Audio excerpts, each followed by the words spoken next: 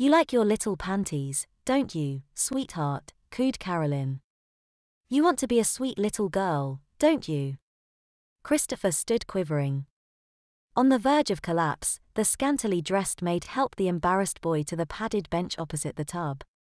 You do look precious, Chrissy, but you really needn't blush.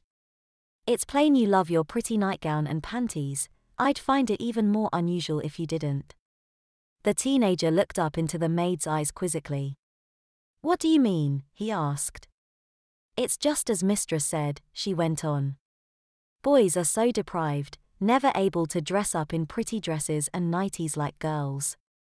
Forgetting our suitcase has given you a chance to see just how nice wearing silky frills can be. But I'm a boy. I shouldn't feel this way, he answered ashamedly.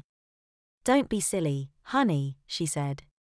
There's no reason boys shouldn't be able to feel pretty like their sisters. Taking a soft washcloth, she carefully washed the boy. Not since early childhood had anyone seen him so intimately, though considering the occurrences of the last day, there was little left to feel embarrassed about. Both Carolyn and her mistress had treated him with a kindness and love he'd been without since leaving for school at summer's end. Come along now, Chrissy, let's find something especially pretty for you to wear in the car. You want me to wear a dress when we drive over to school? He questioned, his voice almost faltering. Don't worry, darling, before I'm finished, your own mother would swear you were her daughter rather than her son, Carolyn joked. And I don't want to hear any excuses. I know you're just dying to wear a cute little dress and have your hair curled. Though he didn't answer, Chris knew she was right. Yesterday he wouldn't have imagined it, but like so much that had transpired since his arrival, he was certain the day ahead would prove most exciting. Just then, Mary entered the room. And just what are you two scheming in here? She said with a smile.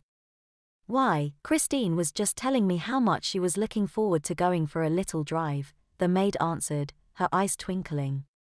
Oh, I see.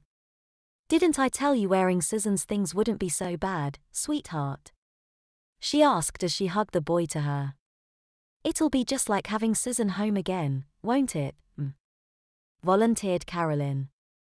Indeed it will. Come along now, Christine. We'll have to pick out something especially pretty, Mary said, leading their guest back into the bedroom. Remembering his now lack of panties, the boy clutched the lace-trimmed robe tightly around the nightgown, and sheepishly followed, the anticipation of actually leaving the mansion while dressed as a young girl building with each tick of the clock. Let's see now, Mary thought aloud, throwing open the sliding mirrored doors lining the wall of the bedroom. The boy's eyes widened as row upon row of delightfully colorful dresses, skirts, and blouses were revealed. What do you think, Carolyn?